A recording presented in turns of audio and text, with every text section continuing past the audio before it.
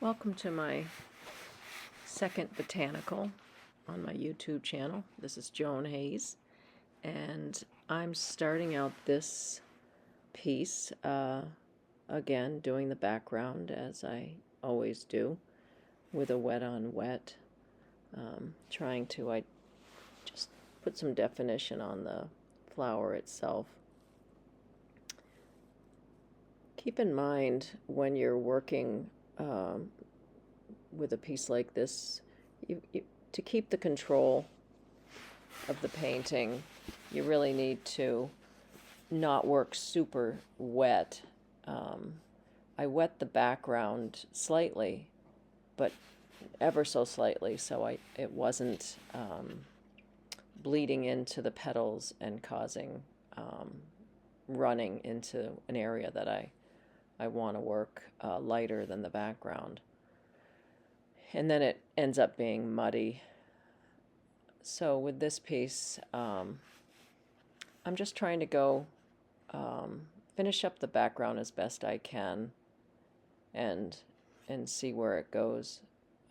Be it that the petals of the flower are lighter, I do have to be aware of not going into it too dark that it runs.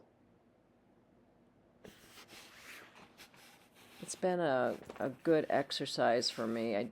I don't typically do botanicals too often, so it's always good for me and for anyone trying to get into watercolor or painting of any sort. The more you paint, the better you'll get.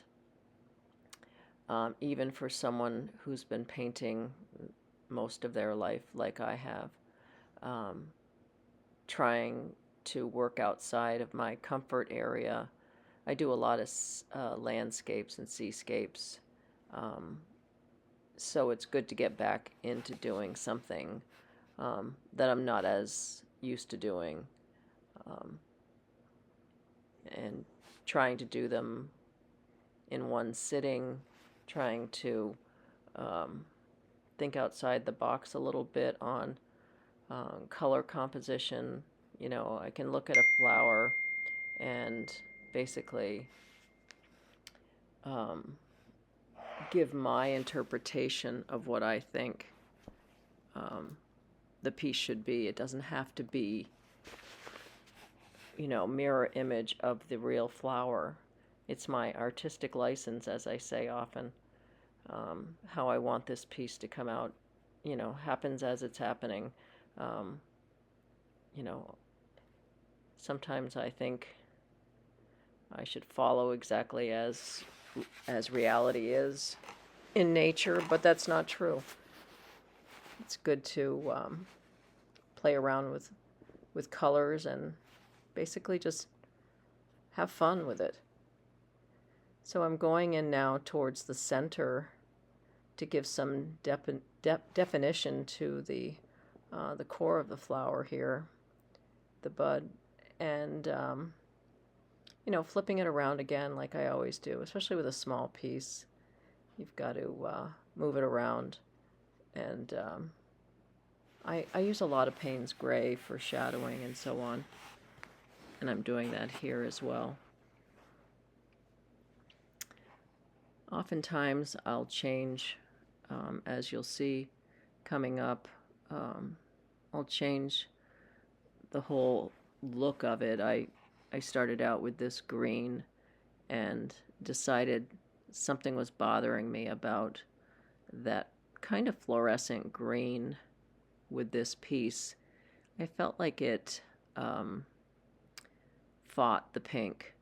So I went in with a gray over the green, and the green still came through ever so slightly, but it softened it, and I think it's better. It enhances the pink a little better. So I changed the whole format here real quick with just the background. I went from a fluorescent green to this pale gray, and I like it better. It's speaks to me now a little better, and now I'm just enhancing the center and trying to bring some life into this piece. Yeah, it's amazing how these little touches can sometimes make all the difference. And again, just try to start a piece and just have fun with it. Get a photo from the internet of anything and just replicate it. Work from the back forward with the background and layer on top little by little. You always have a few minutes with watercolor to take a piece of paper towel and just wipe it away if something's not working. It'll never go white, but you can at least modify it a little. So I took the tape off, as I feel like I'm finishing up here, and started coming in with pencil, as I do oftentimes with watercolor, and just highlight it a little bit.